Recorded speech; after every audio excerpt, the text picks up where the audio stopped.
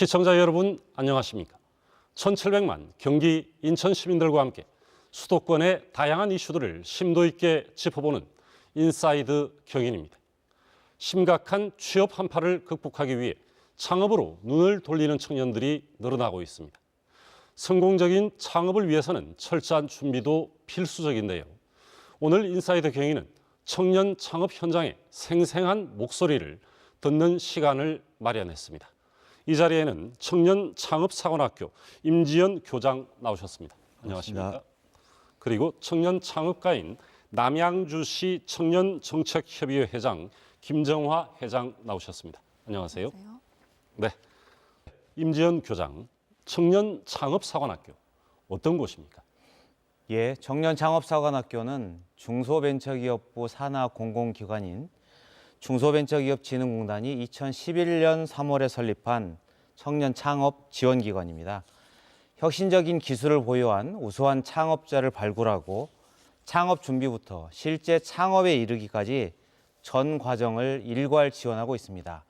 창업한 지 3년이 안 된 39세 이하의 창업자를 지원하고 있으며 창업 공간 제공은 물론 창업 교육 및 코칭, 제품 개발과 사업화 및 국내외 판로에 필요한 사업화 자금을 최대 1억 원까지 지원하고 있습니다. 네, 이 창업에 대한 청년들의 수요가 적지 않은 것 같은데 청년들의 창업 열기 실제로 어떻습니까? 예, 지난해 중소벤처기업부가 발표한 2024년 상반기 창업기업 동향을 보면 글로벌 경기 둔화 여파로 인해서 60대를 제외한 전 연령의 창업 열기는 조금 줄어들었습니다. 그런데 최근에 현장의 분위기는 조금 다르게 나타나는데요. 올해 저희가 전국에서 청년 창업 사관학교 입교생을 모집한 결과 최근 10년 내 최고의 경쟁률인 5.5대 1의 경쟁률을 보였습니다. 여전히 청년층의 창업에 대한 열기는 매우 높다고 생각하고 있습니다. 네, 이 자리에는 청년 창업가인 김정화, 남양주시 청년정책협의회 회장님도 나와 계십니다. 네, 반갑습니다, 회장님. 반갑습니다. 네, 어떤 회사를 운영하고 계신지 먼저 간단하게 소개 부탁드립니다. 네. 안녕하세요. 저는 남양주 청년창업센터에서 중국어 교육 및 강의를 전문으로 하는 하우팅 중국어라는 회사를 운영하고 있습니다. 저희 하우팅 중국어는 주로 1대1 혹은 소규모 그룹의 학습자 맞춤형 수업을 진행합니다. 학습자와의 대화 형식의 참여형 수업으로 꾸준한 회화 연습을 통해 회화반은 물론 기초 중국어와 기타 커리큘럼 등 다양한 학습자분들의 언어 활용 능력을 극대화시키기 위해서 수업 방식을 이런 식으로 진행하고 있습니다. 네, 김정화 회장님, 네. 이 창업을 하신 이유, 이 청년들의 창업이 가진 매력, 청년들을 끌어당기는 매력 어디에 있다고 보십니까? 일단 도전 정신이 가장 큰 요인인 것 같습니다. 누구나 막연하게 어려서부터 창업을 한 번쯤 해보고 싶다라는 생각은 다 하고 있을 것이고, 그리고 기회가 주어진다면 난 할 수 있다라는 뭔가 자신감? 이런 것 또한 청년 창업의 매력이 아닐까 생각이 듭니다. 네, 임지연 교장님, 이 교장께서는 이 창업 전선에 뛰어드는 청년들이 이렇게 많아지는 이유 어디에 있다고 보십니까? 이게 가령 취업이 안 돼서 가는 건지 아니면은 취업보다는 창업을 한번 해보겠다 이런 청년들이 늘어나고 있는지 어떤 편입니까? 예, 창업을 하는 이유, 즉 창업의 동기는 OECD에서 크게 두 가지로 구분을 하고 있습니다. 말씀하신 것처럼 취업이 어렵거나 다른 대체 소득 수단이 없어서 어쩔 수 없이 창업을 선택하게 되는 생계형 창업이 그 한 가지이고요. 본인이 가진 기술이나 아이디어를 사업화하기 위해서 창업을 하는 기회 추구형 창업, 즉 혁신형 창업으로 구분해 볼 수가 있습니다. 예를 들어서 기후변화, 빈곤 등 사회 문제를 해결하기 위해서 본인이 가진 기술이나 아이디어를 적극적으로 기업가 정신과 결합해서 제품을 직접 만들거나 서비스하기 위해서 사업화하는 창업은 이런 기회형 추구 창업의 대표적인 사례라고 할 수 있습니다.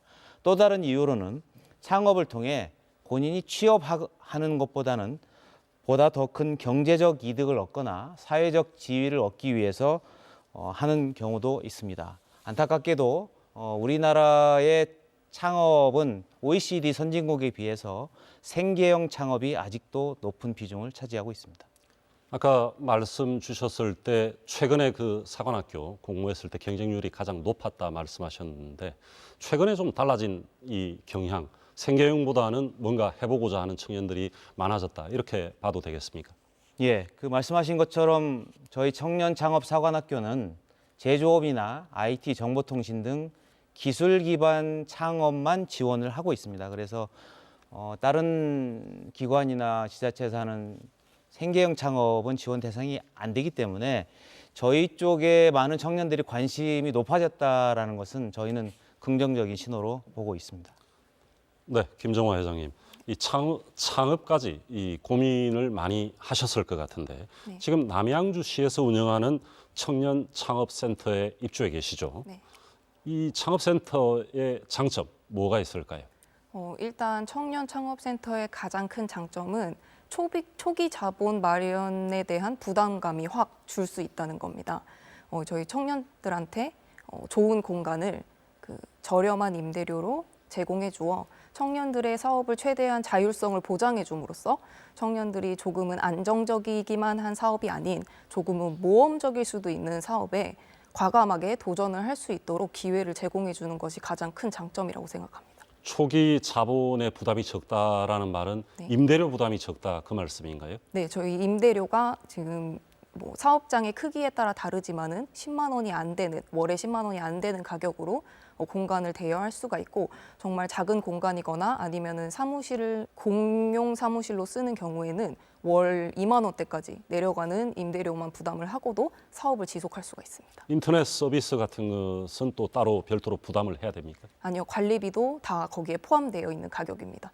수도세, 따뜻한 히터를 쓰는 그런 것도 모두 다 저희 임대료 월 2만 원에서 10만 원 사이의 가격에 포함이 되어 있습니다. 네.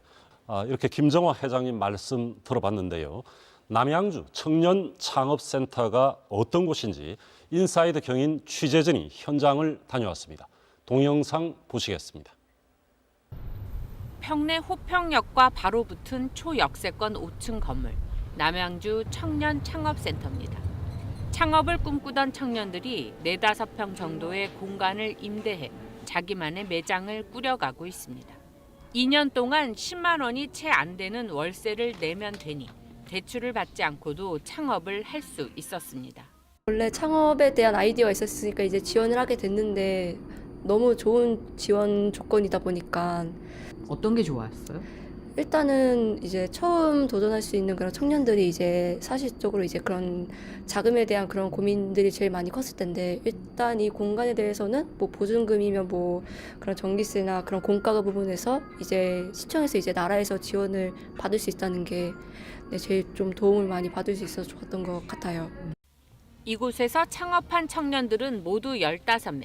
대부분 창업을 처음으로 한 청년들입니다. 의류와 공예품 판매, 요가 수업, 베이글과 샌드위치 가게 등을 운영하고 있습니다. 창업센터 입주하게 되면 밖에서 사실 리스크가 되게 많은데 리스크가 좀 적게 시작할 수 있다는 기대가 제일 컸죠, 아무래도. 그리고 뭔가 여기서 실패를 해도 그 반작용이 밖에서보다는 훨씬 적을 것이다라고 하는 생각이 있어가지고 뭔가 이렇게 도전할 수 있는 기회가 제공되는 것 자체가 좋은 것 같아요. 한 층에는 공유 사무실이 있습니다. 중국어 전공자인 박환희 씨도 친구와 함께 2달 전 이 공유 사무실에서 중국어 교육 사업을 창업했습니다. 우리가 가진 게 뭐가 있지? 하다 고민하다가 나온 게 중국어였어요. 중국어를 우리가 가르쳐보자. 우리가 잘할 수 있는 건 중국어다. 왜냐면 우리 둘 다 공통점이 장기 유학을 했었거든요. 그래서 이제 중국어를 한번 가르쳐볼까? 라고 해서 여기가 또 자리가 났다고 공고가 떠서 여기에다가 우리가 중국어 관련 사업을 하면 우리 능력을 한번 팔아보자. 청년들을 좀 지속적으로 관심 갖고 지원을 해드려야겠다. 특히 창업에 대한 두려움은 어느 청년에게 있지요. 초기에 창업 자금이 많이 들어가고 또 과연 이 사업이 성공할 수 있을까라는 것에 대한 두려움. 그래서 저희는 뭐 점포 하나당 월 5만 원에서 10만 원 사이의 저렴한 임대료를 내고 2년간 자신만의 아이디어와 자신의 그런 어떤 제품을 한번 이곳에서 점포를 운영해 보는 거죠. 그래서 실질적으로 청년들한테 창업에 관한 인큐베이터 역할을 이곳에서 해주자. 지금은 이제 1년에 한 8,000명 정도의 청년이 방문을 하고요. 또 15개의 점포의 매출도 이전의 점포에 비해서 한 2배 반이 매출액이 증가하고. 창업에 대한 아이디어를 구체화할 수 있도록 세법과 회계 강좌 그리고 교육 프로그램도 수시로 운영됩니다. 지난해 경기도가 선정한 최우수 청년 공간입니다. 관심이 있는 분야의 수업이라서 더 이제 실제로 하고 계신 분들의 수업을 들어볼 수 있어서 창업에 되게 많이 참고가 될 것 같아요. 영감도 얻고 그리고 또 체험할 수 있는 기회를 얻을 수 있는 공간이라고 생각합니다. 네, 임재영 교장님, 지금 동영상 보셨는데요. 이 청년들이 다양한 업종에서 창업을 하고 있는데 이 기술 개발에서 도소매업까지 여러 가지가 있는데 지금 현재 이 창업하는 청년들이 주로 어떤 업종에서 창업을 하고 있습니까? 예, 창업자의 연령별 업종 구성비 분포 통계를 살펴보면 정보통신업과 도매업, 소매업을 창업하는 분의 20% 정도가 30대가 가장 많습니다. 그래서 저희 청년창업사관학교는 약 50%가 조금 넘는 규모로 IT, 소프트웨어 업종이 가장 많습니다. 이러한 현상은 아무래도 청년층이 어려서부터 컴퓨터, 인터넷, 스마트폰, 이런 디지털 환경에 좀 익숙해 있고요. 최근 오픈 AI 등 AI의 열풍이 불면서 청년들의 이 분야에 관심이 높은 것 같습니다. 최근에는 그러니까 ICT 관련 예. 관련 창업이 제일 많다 이렇게 봐도 되겠습니다. 예, 그렇습니다. 네, 임 교장님, 그 창업을 하고 회사를 운영하는 부분에 있어서 준비된 창업 그리고 준비되지 않은 창업 간의 차이가 클 것 같은데 어떻습니까? 예, 맞습니다. 2022년 우리나라에서 창업한 지 5년이 지난, 그러니까 2018년 1월에 창업해서 2022년 12월까지 지속하고 있는 기업은 처음에 3분의 1밖에 되지 않습니다. 나머지 3분의 2는 폐업을 했다는 이야기인데요. 그런데 이 평균에도 미치지 못하는 업종이 도매업, 소매업, 음식업, 숙박업입니다. 또한 대표자 연령별로 살펴보아도 30대 미만이 그리고 30대가 평균에 미치지 못하는 것으로 나타나고 있습니다.